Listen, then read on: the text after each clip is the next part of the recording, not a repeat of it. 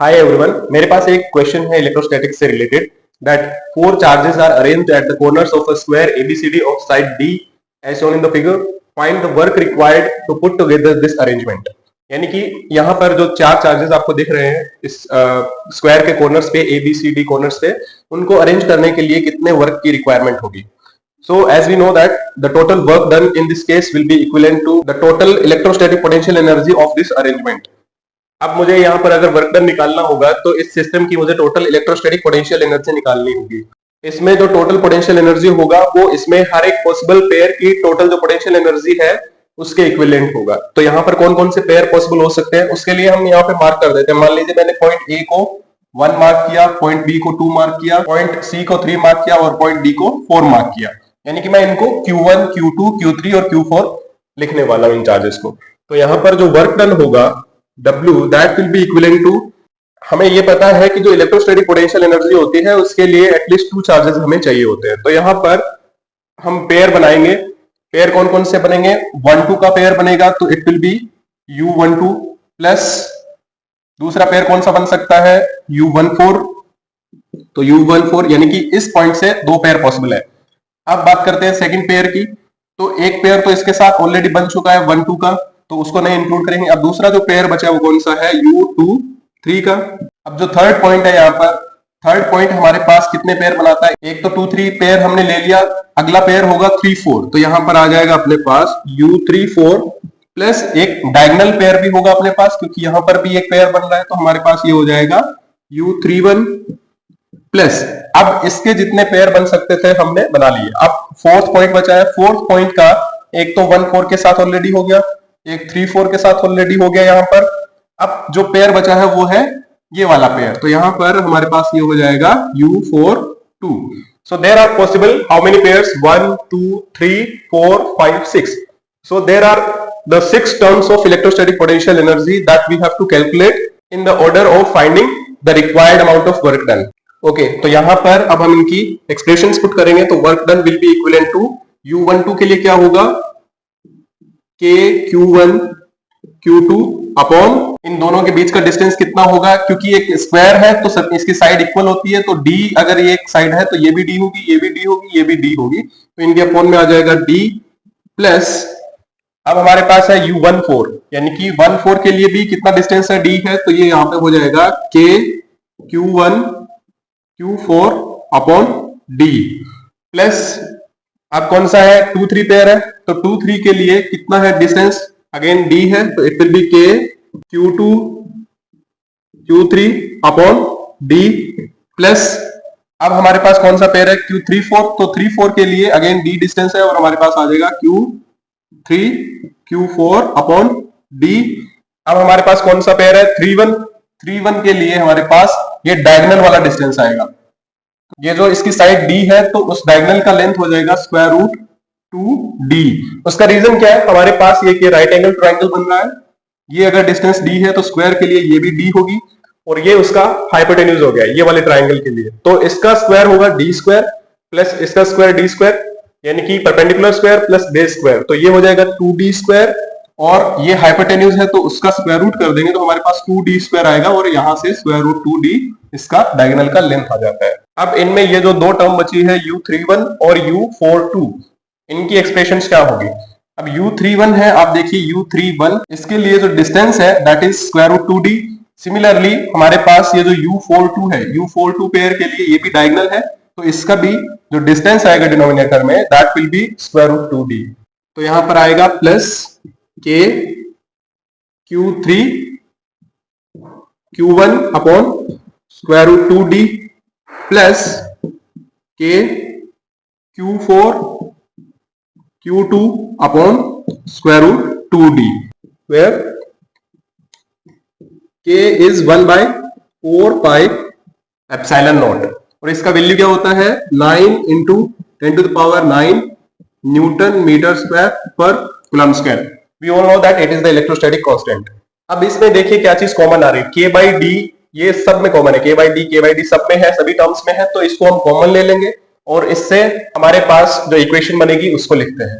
हमारे पास K/D term common है और फर्स्ट के लिए हमने बनाया था क्या? इसको Q1 Q2 प्लस आया था हमारे पास Q2 Q3 प्लस हमारे पास आया था Q3 Q4 और एक आया था हमारे पास Q1 इंटू Q4 प्लस इनमें तो ये सब टर्म कॉमन थी, बाकी दो टर्म में अपन में स्क्वायर रूट 2 आएगा। बाकी कौन सी थी हमारे पास? Q3 और Q1 थे, तो Q3 और Q1 इनको डिवाइड करना है स्क्वायर रूट 2 से, प्लस एक था हमारे पास Q4 और Q2, तो Q4 into Q2 upon square root 2।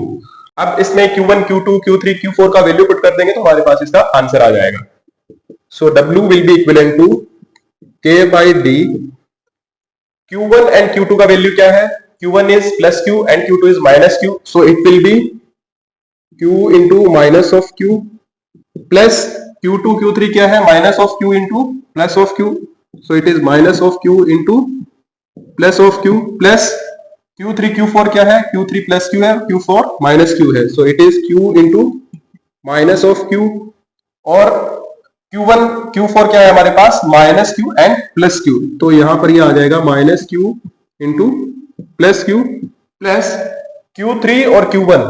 आप देखिए Q3 प्लस Q है और Q1 भी प्लस Q है, तो हमारे पास ये Q स्क्वायर हो जाएगा अपॉन में स्क्वायर रूट 2, और Q4 और Q2 ये दोनों माइनस Q है, तो माइनस Q का स्क्वायर होगा प्लस माइनस Q का square divided by square root 2। Okay, तो वर्क डन होगा यहाँ पर W equal to K by T। अब इसके अंदर से Q स्क्वायर कॉमन आ रहा है हमारे पास, तो उसको भी लिख सकते हैं आप। सो K Q square upon D, और यहाँ पे फर्स्ट टर्म बनेगा -1, सेकेंड टर्म भी बनेगा -1, थर्ड टर्म भी बनेगा -1, फोर्थ टर्म भी बनेगा -1, प्लस 1 बाई स्क्वायर रूट 2 और प्लस 1 बाई स्क्वायर रूट 2। जब इसको सॉल्व करेंगे तो फर्स्ट टर्म अगर हम ऐड करेंगे, माइनस के 4 है हमारे पास, तो ये बन जाएगा W equals to K Q square upon D minus of 4 plus अब 1 by square root 2 plus 1 by square root 2, तो ये बन जाएगा 2 by square root 2, same term से ऐड हो जाएंगी, और ये 2 बाई स्क्वायर रूट 2 हमारे पास क्या बचेगा? Square root 2 only.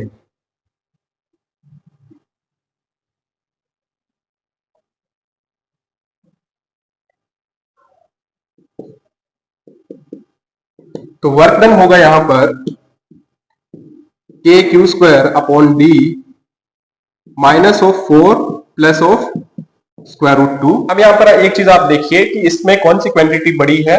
Minus of 4 बड़ी है, तो यहाँ पर आप माइनस बाहर ले सकते हैं, तो ये हमारे पास वर्क डन आ जाएगा W equals to minus K Q square upon D and it will be 4 minus of square root 2।